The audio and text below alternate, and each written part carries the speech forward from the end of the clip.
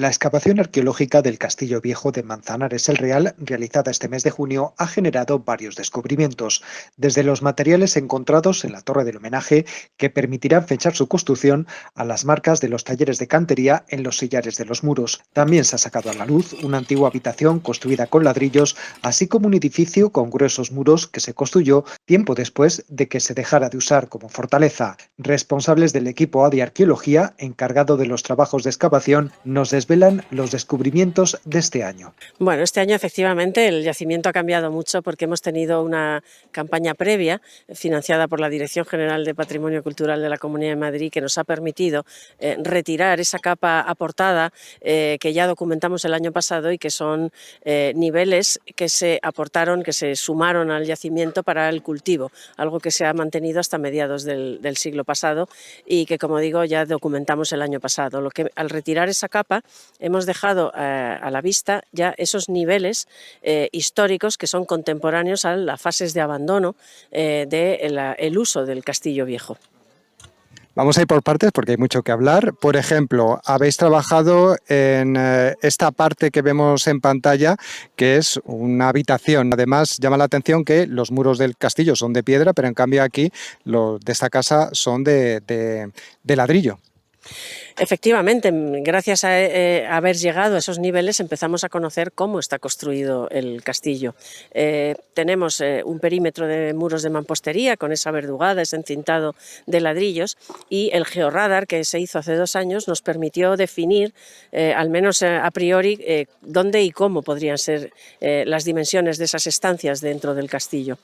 Las dimensiones coinciden con lo que ya teníamos documentado el año pasado y hemos visto pero nos sorprende la técnica constructiva, algo que es poco frecuente en la zona, ya que están utilizando ladrillo, mortero de cal en gran cantidad y muros rellenos de tierra, de tapial, que es algo poco frecuente, como te digo, en la sierra, que tenemos más dedicación y obra dedicada a la mampostería o incluso sillería, que es el granito, nuestro protagonista geológico. Y lo que estamos viendo es que esas habitaciones, esas estancias, están rellenas de unos potentísimos derrumbes de muros que probablemente vengan o de plantas superiores o de alguna división interna que todavía no hemos llegado.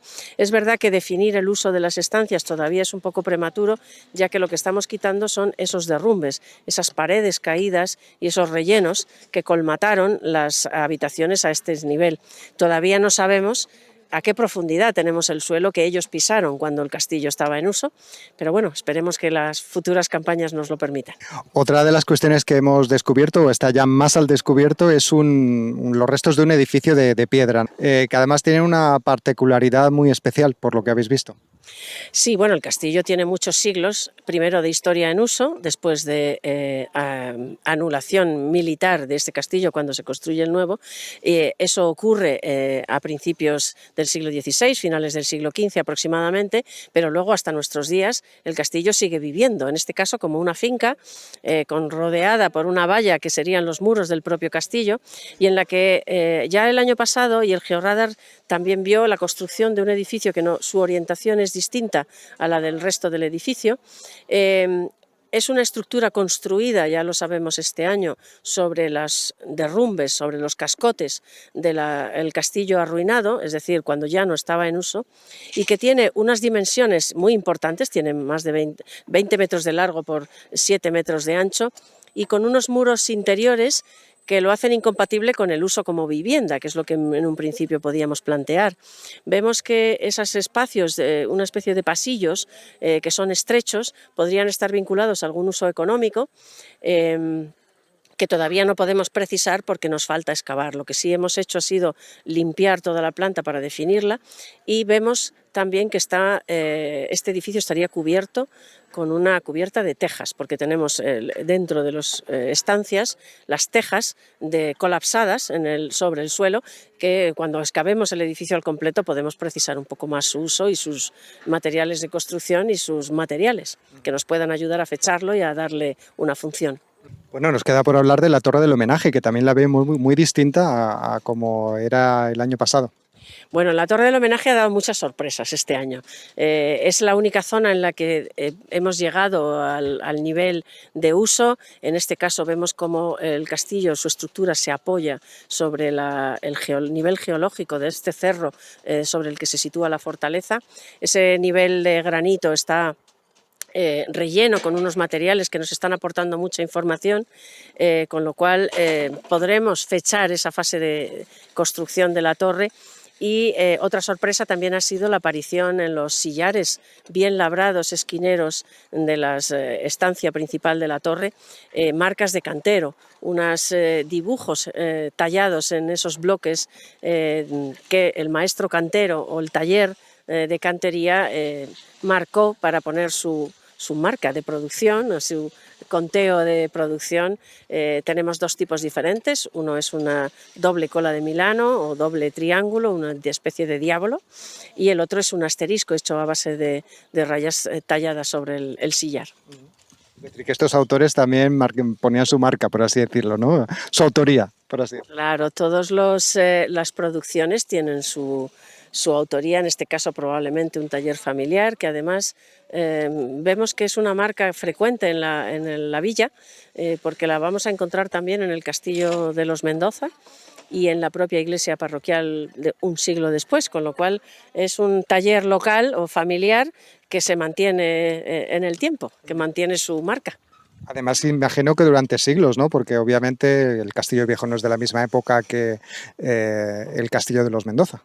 No, claro, estamos hablando de unos 150 años más, este viejo castillo con respecto al castillo de los Mendoza, pero es habitual que esa producción, en este caso muy vinculada a nuestra característica serrana, que es la cantería, se mantenga durante generaciones en los pueblos. Charo Gómez, gracias por atendernos. Un año más. Ahora queda ver todo lo que se ha descubierto, ¿no? Materiales que se han descubierto en un posterior fase de análisis. Por cierto, ¿alguna cerámica, clavos que hayáis visto este año? Bueno, como siempre, la cerámica es el material más habitual. En este caso, bien fechado, tenemos materiales que están en torno al siglo XVII. Como te digo, estamos en niveles de abandono del castillo, no de uso del castillo, con lo cual son un poquito posteriores. Clavos vinculados a las estructuras de cubierta, a los forjados de los pisos, restos de fauna, de los alimentos y animales que tenían junto a ellos, y muchos materiales de construcción que vamos a ir documentando poco a poco cuando levantemos esos derrumbes. Bueno, pues estamos deseando visitar ya como ciudadanos este próximo sábado, ¿no? En las visitas guiadas, el yacimiento arqueológico del Castillo Viejo de Manzanares. Como todos los años, rematamos con una jornada de puertas abiertas que va a celebrarse el próximo sábado, día 2 de julio, en 3 pases, con un aforo de unas 40 personas por pase. O sea, esperamos que todos aquellos que les apetezca conocer en directo esta excavación puedan participar, inscribiéndose en este caso a través de la página web del Ayuntamiento de Manzanares el Real. Y como te digo, mañana, el sábado, explicaremos todos los pormenores de esta campaña y un poco la historia que sabemos hasta ahora del castillo y lo que nos queda por saber. Suerte con el trabajo este año y gracias por atendernos. Gracias a vosotros por ayudarnos a dar a conocer este espectacular castillo que, bueno, poco a poco irá ganando su espacio respecto al otro.